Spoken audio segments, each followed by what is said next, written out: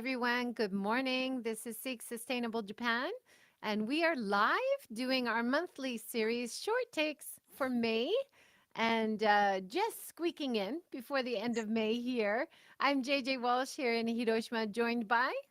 Hi, I'm Tove Kinooka in Yokohama.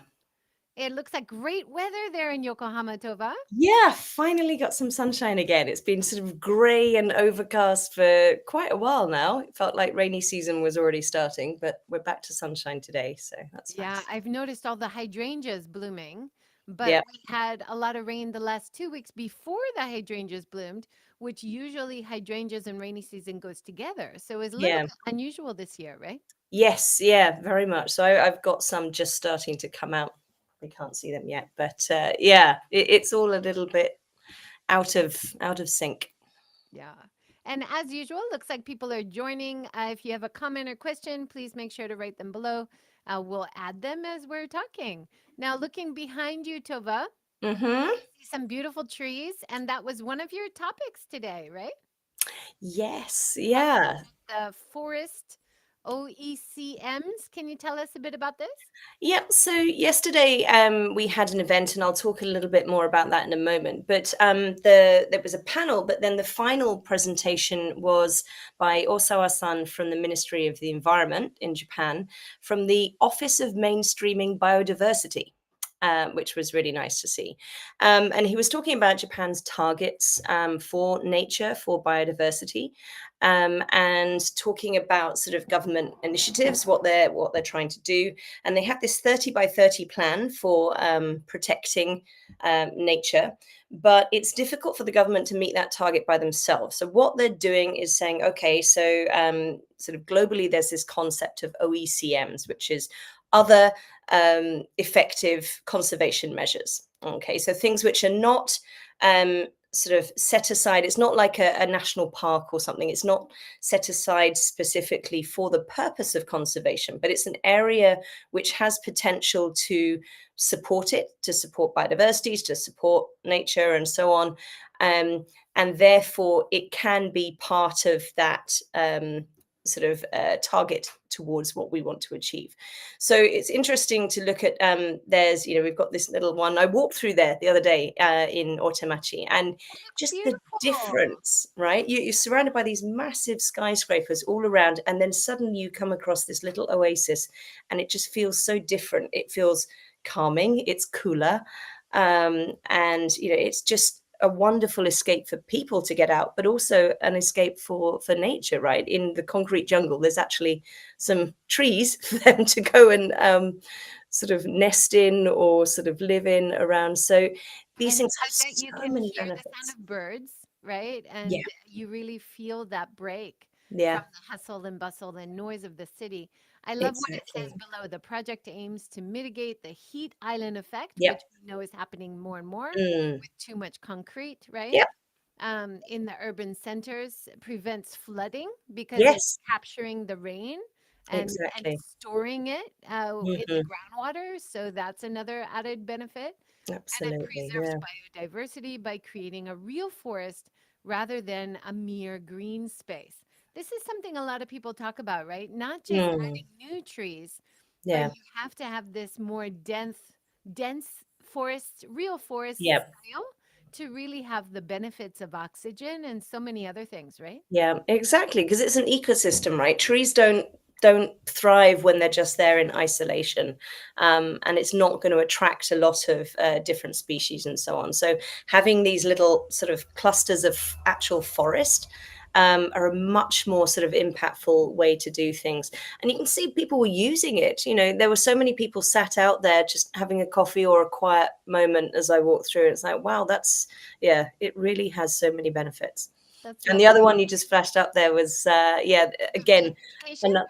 yeah, Yep. exactly. It's an opportunity because otherwise, if people are living in the middle of the city, when do they get a chance to see this, to touch it, to learn about it?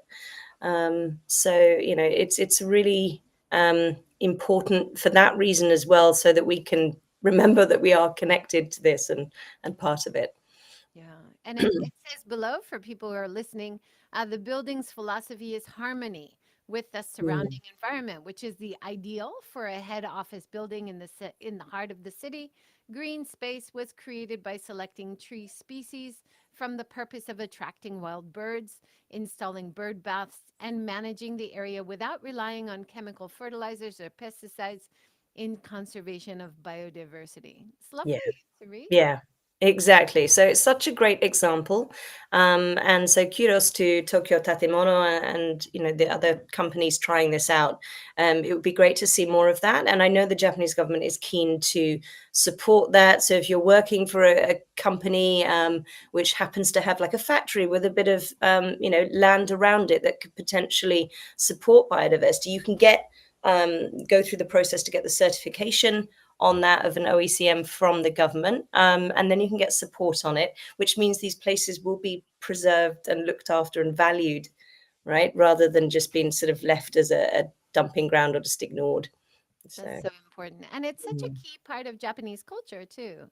yeah. There was a wonderful article in the Japan Times recently about the issue of Mm, trees and culture, and trees within living spaces, and how mm, in modern government projects, they're kind of thinking as trees or leaves as a nuisance. mm, Without realizing actually traditional Japanese cultural value is so yeah. important in terms of trees, as well as all the other, emotional and physical and environmental effects Yeah. added to that, the Mhm. Japanese deep love of trees and nature, right?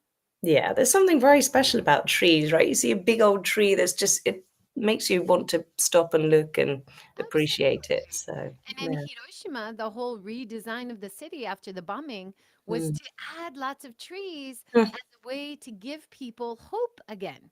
By Yeah. reconnecting to nature, you can find hope again.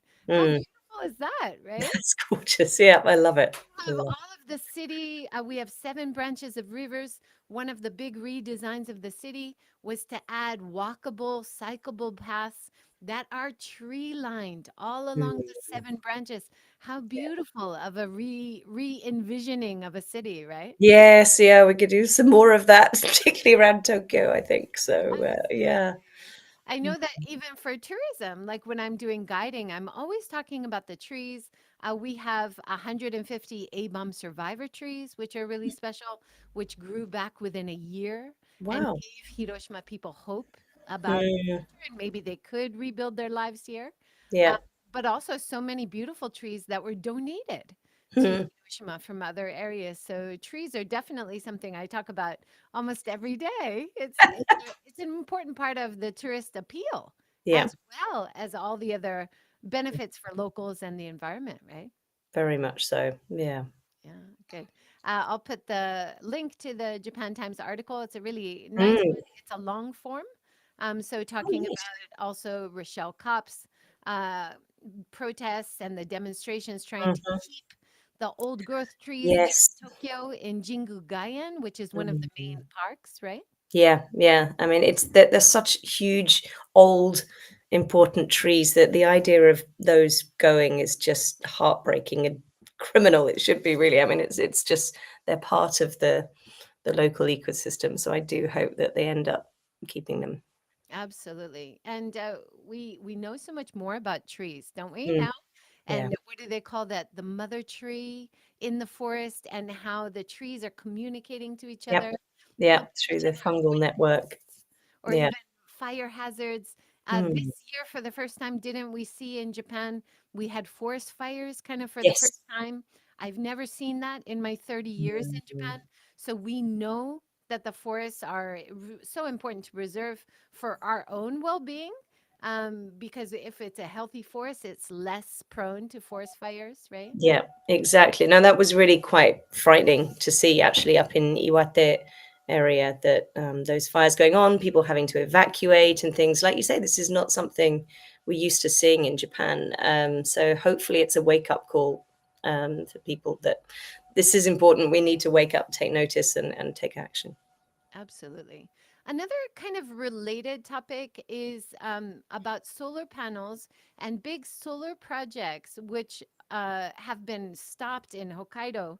Hmm. Mega solar project, of course, we need that clean energy, but the opposition has found that it's a nesting area for a rare kind of eagle. Now, this is not new to the world. We often have to balance these needs for clean energy, but we don't want to destroy Mm, the natural environment or biodiversity.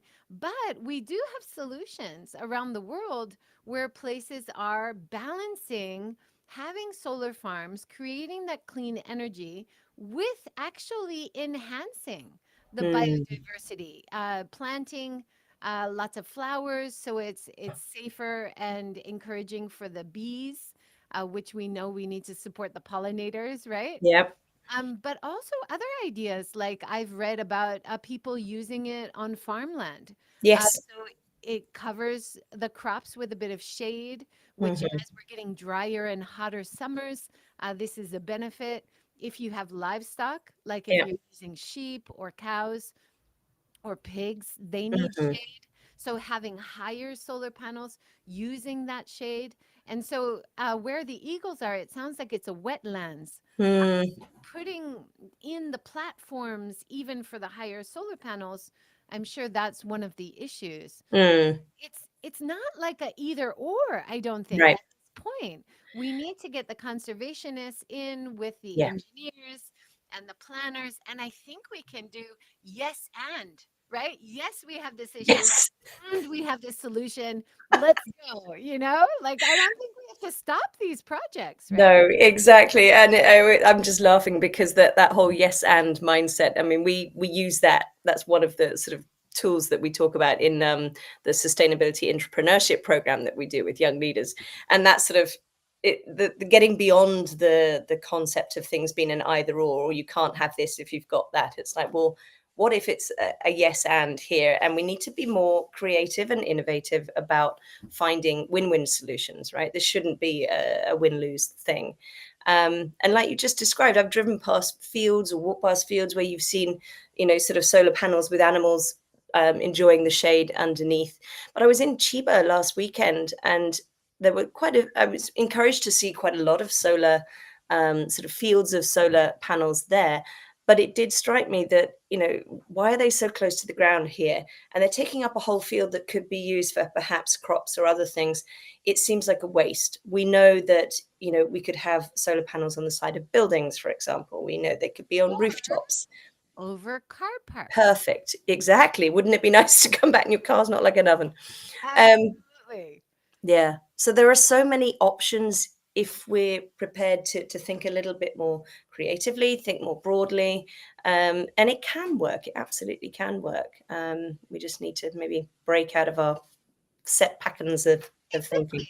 Yeah, and it's Mm. great to see this picture is from Sumitomo and Oh, nice. Eon Mall Group. Yep. And if you look at any, it's starting to get so hot, right? And Already. this is a real space that lots of cars are using. Why not cover the cars with solar panels, which creates shade? You don't come Yep. back to a piping hot car, but you're also creating clean energy where people need it.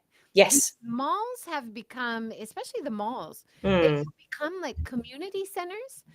We know that a lot of people, because of the higher energy prices, they're not using air conditioning in the houses, especially Yeah. for the elderly. Mm. So go to the mall, enjoy the cool. Yeah. Oh, it's powered by solar. There's added value, added benefit there, right? Absolutely. Well, it's interesting you mentioned Eon because I know they're one of the large organizations in Japan that really is sort of making progress on sustainability. You look at what they're stocking now. There's a lot of organic, locally produced, a lot of fair trade, ethically sourced products. And a few years ago, I was at an energy conference in Tokyo, and one of the speakers was from Eon, and he said that they use 1% of all Japan's energy, which was pretty shocking. That's a huge amount, right? So if they're starting to make their Yeah, own at their locations, that's that's why they're doing it. They That's were gonna save them realizing quite, money. That's yeah, gonna save them money too, right? Like yes, a lot of my university students, mm, they talk about, oh no, the initial cost is too high. But mm, as soon as you do like a 10-year diagram and you yeah, show how the initial cost might be high, but it's going down year on year. Oh, wait, are your energy prices from oil? Is that yeah, going down or is that going up? Oh, yeah, exactly. speed up. So if you Yeah, just think about it a mhm, little bit long term, then yeah, you see how they're winning with the profit margins after very much. five, Yeah. 10 years, right? Yeah, yeah, totally. And this question, somebody asked a question in the Q&A after the biodiversity panel yesterday about clean energy and the fact that, obviously with all the technology advances, we're needing more and more energy. And we've got to be really conscious of where that's coming from. But it also has an impact on nature and biodiversity, not to mention the minerals and stuff that are, you know, required, rare earth minerals, cobalt, etc. And that has a negative impact, the whole mining process. So we need to be back to my ecosystem thinking that I'm always banging on about.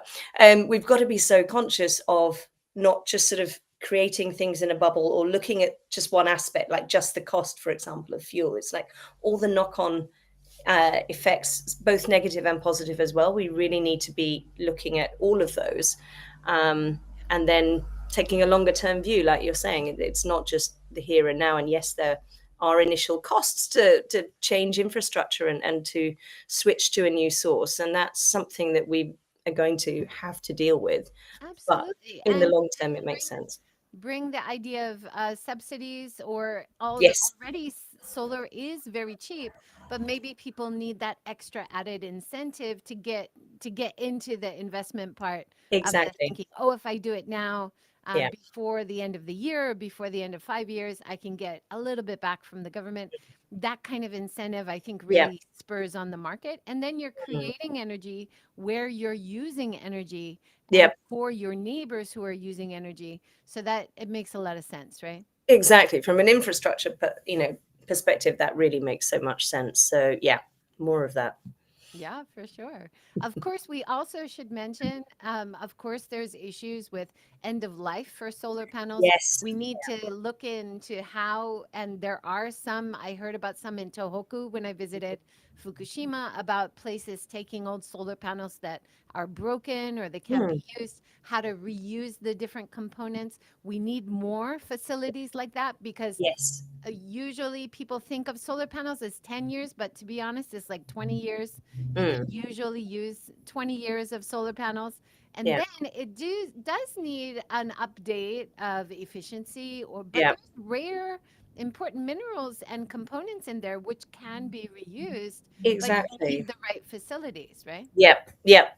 Totally. So yeah, there needs to be a lot more, I think, investment in that infrastructure. There's an opportunity there, a business opportunity to to create that circular infrastructure around, but it at the moment is an area that is underfunded, perhaps under researched as well. Yeah. And then there's that connection with electric cars, Yeah. right? So electric cars are becoming more popular. You can actually save a lot of money after that initial investment because it's so much cheaper to charge than to buy gas, which is going up, right? And then Mm, if you have solar panels on your roof, like we do, you're driving free sunshine. It's amazing. Like, do you charge during the day and a sunny day, right? I mean, there's exactly. so many great benefits. I love it. My neighbors, he said he had asthma as Yeah. a kid, and so I know my car is not making him have breathing difficulties. So there's that community aspect as well, Yeah. right? I love Yeah. it. Absolutely. Cleaner air is a very good thing. For Mm. sure. Now you were in a really interesting event. Is that today? That's today. That's this afternoon. So if you're in Tokyo or Yokohama area and you happen to be free this evening, come and join us. You can also join online as well. It's a hybrid event. So this is part of the Venture Cafe Group Yokohama Connect branch. And so we're talking about sustainability related startups. So the three of us who are on the panel there have all sort of created our own businesses in this space from different, solving different parts of the puzzle. Um, but we're also going to make it interactive because we thought I don't want just another talk session. I want to get people involved. So we're going to have some interaction around, I don't want to give it all away, um, around ecosystem thinking to get people involved. So if you are around that area, do come and join us. It should be good fun. That sounds great. I just put the Mm, link in the chat and I'll put it thank below you. as well. So you can join online, which is a Yes. added benefit, right? So you Yeah, don't have to be in Yokohama to join. exactly. Yeah, trying to be Wonderful. inclusive there. So yeah, come along and join us. It'd be nice to see Mhm. more events like that. It's Mhm. usually only in Tokyo or only where you are, but if Yeah, you can reach out to a broader group, gosh, you can yeah. really expand the reach of all these great ideas, Yes. right? Exactly, exactly. The more we can spread them, then the more we all benefit. So yeah. Fantastic. Mm. You also were part of a biodiversity and action event. I think we talked a little bit about the Mhm. forestry, maybe connected to that event. Yep. So this was yesterday morning. So it was an early start. I had to be in Tokyo for about 7:30 a.m. yesterday, Oh, and I'm an hour wow. and a half Yeah. away. But we had this panel on. We wanted to look at the how of biodiversity and how companies are taking action on that. We know the why. We know it's important. So the lineup you can see there, the chap speaking in the grey suit is Seta-san from Suntory Holdings. And Suntory's been taking action on nature related issues for about, well, more than 20 years already. They're doing a lot of work around water conservation because, of course, they need clean water for their drinks that they're making. They also need good soil health for growing the crops, for making their whiskey and things like this. So it's been a really important part. Sort of issue for them for a long time. So Seta-san was talking about some of the initiatives that they have, but also about the collaboration. That was a really key thing that came up. He was saying it's a local issue, but it's also a regional issue and it's also a global issue. You know, water doesn't stop at the boundary of your prefecture or your country. This is part of a global system. So he had lots of very practical examples there. Then we had Maggie O'Neill from Barclays. She's the head of sustainable investment research at Barclays globally. And so she was talking about what investors are looking for when they're assessing the validity of a company's action on nature, and sort of how you can measure whether they're making progress or looking at the right things, what the risks are, what the opportunities are as well. And then the third speaker will also be with me this evening in Yokohama. So Dr. San Sinclair, who is a specialist in biodiversity. So he and his co-founder started a biodiversity consultancy, and they really specialize in helping companies understand what is our impact and connection to nature. So, what do we need to do? Building a strategy around that, setting the right targets, taking action on those targets. So, it was really great to hear sort of his examples of working with different industries and companies on that as well. So, it was, yeah, really good conversation. Could have Yes. gone on for hours. Sounds great. Sounds really good. Any chance that those kinds of things are video recorded and people could watch after or not yet? That one wasn't video recorded. I know it would have been nice to have it available, right? It wasn't video recorded, but we were doing a voice recording to do the article, which will be written up afterwards with all of the key takeaways. Wonderful. So I mean, even hopefully, the audio, you could do a great podcast it's a afterward. really good point. Actually, it is a good point. I will speak to the BCCJ and suggest it. Why not? Why We've got not, the right? means to do it. So Because these are common problems yeah. across the world. And Yeah. when you have these experts and then you can just broaden the reach Yeah. of these great ideas and insights, I Yeah. think that would be really valuable. No, it's a good point. Thank you. I would take that to the Just gonna BCCJ. ask. I'm happy to help. That'd be awesome. Just a quick mention about tourism. There's been some news about tourism, the boom in Japan recently. Now, Yes. of course, Japan is booming because, in terms of the upended world order, Mm, Japan is safe. Japan is stable. yeah. Japan is, you have this common decency and Yeah. good etiquette, Mm, and everybody comments on that. What a pleasant, friendly, lovely place to visit. But of course, we're having over tourism problems in the top sites that everybody wants to go to at the same yeah. time. So try to avoid the top sites between 9 and 3. Those are the key crash times. So don't even go there then. But a lot of the great places, like even in Kyoto, they're Mm, open 24/7. So you can Wow. I went to Fushimi Inari, the red Yeah. torii gates that everybody goes to. I went at 4 a.m. It was lovely. I had it to myself. I walked around. It was magical. I saw Ooh. the sunrise. And as I'm leaving, the crowds are coming, and I was like, enjoy. That's a great idea. But it's, so a lot of these places which have been Yeah. overwhelmed by numbers, they Mm. are trying out these strategies Yeah. in terms of spreading out the crowds, which Mm. in terms of safety too is another really important issue, right? Yeah. Your sound's just disappearing there for a moment, JJ. Hear me again? Yep, got you. Okay. So in terms of safety, it's also really Yes. important. You don't want the crush.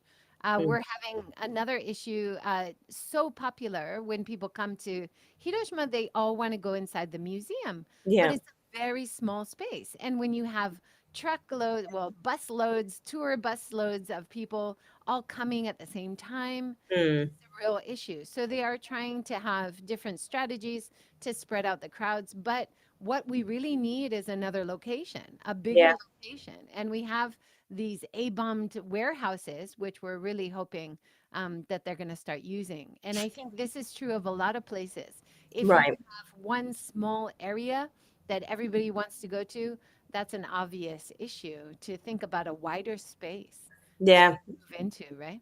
Exactly. I mean, they weren't designed for this volume of sort of humanity rolling through. So it yes, it sort of makes the whole thing a lot less enjoyable, but also, like you say, it's a real safety issue. So it'd be And then interesting to see how connected that. to that was one of your Mm. ideas, which we want to encourage more people to get out to the rural areas, get Yes. away from the city centers, get Yeah. away from all these congested top sites. What a Mm. great way to do that is cycling. You have this event. Are you joining? Uh, I'm not joining though. My knees would not stand up to that. So the Knights in White Lycra, KIWL, but yeah, it stands for Knights in White Lycra. This amazing group of people, and you can see in the middle there the lady with the long black hair, Kozue Oka. She's absolute force of nature. So Kozue is the executive director of an NPO called Mirai no Mori that works with kids in orphanages in Japan, care homes, to sort of prepare them for the world after they leave. Because at 18, they're kicked out of the system and they're on their own. So her organization works with them to give them sort of experiences as well. They often don't get any, they don't have family to take them on breaks and holidays. So they have winter camps, summer camps, they get out in nature, but they're also learning about that and they're building self confidence, they're building communication skills, and they also have a leadership program where they build these kids leadership skills that they actually have something valuable when they get out into the world after school and after the care home, and they can take that forward into their lives and their careers. So the Knights in White Lycra have been supporting them and other organizations too for quite a few years, and they do this 500 kilometers cycle ride. It's nuts. They're all super fit. They train very hard for this. mhm. And then at the end, they go and meet the kids that they're supporting. Now, this year's a bit special because they're not doing it just for Mirai no Mori. They're also doing it to support the Noto Peninsula sort of rebuilding after the earthquake we had sort of about almost a year and a half ago now. But the area is still really, really suffering. So some of the funds raised will go to that. So if you are able to sponsor them, please do. It's really going to good causes. And if you're interested in joining next year, or if you're into cycling and want to get out and see some very different parts of Japan, go to their website and contact them. They're an amazing bunch of people. That's awesome. I just put the link below Thank in you. the chat, and I'll put it below later. I'm doing a tour. I do like once or twice a year. I do a cycle tour as well from Onomichi to Oh, Satoda. It's a beautiful coastal area, mm. but it's only 35 kilometers, so I can do that. It's a bit more manageable. 500 Ks. Wow, you got to be fit to do that. That's a challenge, right? But good Yeah, on them. And yeah, raising funds for charity and people in need in the Noto Peninsula, as well as Mirai no Mori, is such a wonderful organization. So yes, that's wonderful to hear. yeah. They're a good bunch. All right, good. Was there anything else, Tove, that you wanted to share this time? I think that's it for this time. Yeah, Yeah, covered a lot. I think we've done it. So we'll meet again in June and catch you all up. And hope you have a great day. Thanks for joining. And of course, even after, if you're watching a replay, feel free to write your questions and comments and we will reply. I promise. Thanks so much, Tova. Thanks, everyone. Brilliant. Thank Bye. you. Bye. Bye.